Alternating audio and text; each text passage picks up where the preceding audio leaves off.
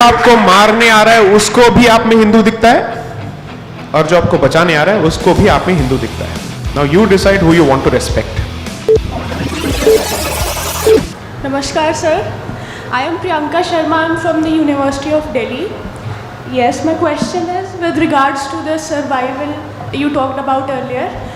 In the case of civil wars and riot-like situations, how can we as civilians protect ourselves given that the law enforcing agencies and the political governments that we have chosen fail to do so? Yes sir, thank you sir.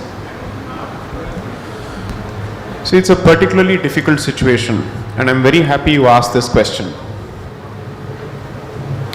आज situation ये हो चुका है कि हिंदू हित में अगर आप सो कॉल्ड हिंदू सरकार के अंडर कोई सवाल करते हैं तो ट्विटर पे लोग आप पे चिल्लाने के लिए आ जाते हैं.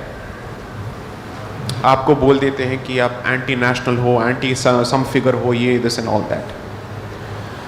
आई थिंक दिस इज ये एक मंथन का दौर है जब लोग समझेंगे कि पॉलिटिकल हिंदुत्व काफी नहीं है, सामाजिक हिंदुत्व की जरूरत है. क्योंकि अगर आपने हिंदुत्व को पूरी तरह से पॉलिटिकल अरीना में आउटसोर्स कर दिया और अपने पास आपने कोई कंट्रोल नहीं रखा, then you are at their mercy. और उनको पता है कि उनके अलावा आपके पास और कोई चारा या विकल्प नहीं है. तो पॉलिटिशियंस या फिर पावर का एक फंडामेंटल फीचर है, चाहे वो किसी भी सरकार की हो या किसी भी पार्टी की हो, that it expects 100% loyalty, undying loyalty, unquestioning loyalty. Nobody is an exception to this. And वो चाहेंगे कि आप हमेशा हर चीज के लिए उन पे निर्भर रहें. आत्मनिर्भरता की जो बात हो रही है वो सामाजिक हिंदुत्व में उसकी सबसे ज्यादा जरूरी है, ताकि सोसाइटी, हिंदू सोसाइटी अपने कंट्रोल में कुछ चीजें रखें, जैसे आत्मरक्षा.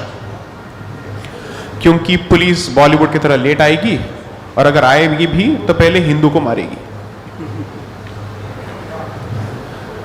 दिल्ली में जो पुलिस हिंदुओं को बचा नहीं पाई वो कहां किसको बचाएगी? ठीक है. And I don't think the constitution takes away your power और your right to self defence. आत्मरक्षा is your fundamental right. But आत्मरक्षा के लिए अगर एक मॉब आपके घर के बाहर खड़ी हो जाती है, वेयर इज द सामाजिक संगठन हियर? मैंने बहुत सारे ऐसे कॉन्वर्सेशंस में देखा है कि हिंदू सबसे पहले होते हैं कि बजरंग दल थोड़ा ज्यादा एक्सट्रीम है, इन्हीं की वजह से बहुत सारे तनाव जो है पैदा हो जाते हैं. As if it is otherwise a haven of brotherhood and peace and harmony. It's paradise of idiots. Who are these people? Which world are they living in? They must be living in Jorbag. Now, even if they live in Jorbag, well, you have the Karbala Maidan immediately in the opposite, in front of you. एक बार वहाँ पे जुलूस निकल जाए, देखते हैं brotherhood कहाँ होता है. I've seen that happen. 2016 में या 15 में, I was in Jorbag for a legal conference. I was meeting a senior lawyer. As usual Karbala में कुछ हो गया, कॉन्फ्रेंस को 5 मिनट में खत्म कर दिया, घर को लॉक कर दिया, सब भाग गए. These are countries top lawyers. Chhatarpur के बाहर है खानपुर, सॉरी सैनिक फार्म्स के बाहर है खानपुर. अब देखते हैं वहां के लोग कितने सेफ हैं. We have forgotten the need for community defence. आपके पास कम्युनिटी डिफेंस स्ट्रक्चर्स नहीं है, और आप जितने पढ़े लिखे होते हैं और जितने अर्बन होते हैं उतना ही कम आपका सेंस ऑफ कम्युनिटी डिफेंस होता है. And this is a peculiar Hindu विकृति. किसी और के पास ये प्रॉब्लम नहीं होती है. This is only a Hindu problem. Because you have said, जितना आप एजुकेटेड हैं आपके मुंह से ये 3 शब्द निकलने चाहिए: मैं लिबरल हूं, I believe in law and order, and I am progressive. These are your mantras. घर के बाहर एक मॉब खड़ा हो जाए और ये जो नशा है उतर जाएगा 5 मिनट में. So work on this. Stop disrespecting your organizations which protect you in the street. They don't need to protect you. क्योंकि आप तो इनकी इज्जत नहीं करते, तो ये आपको बचा क्यों रहे?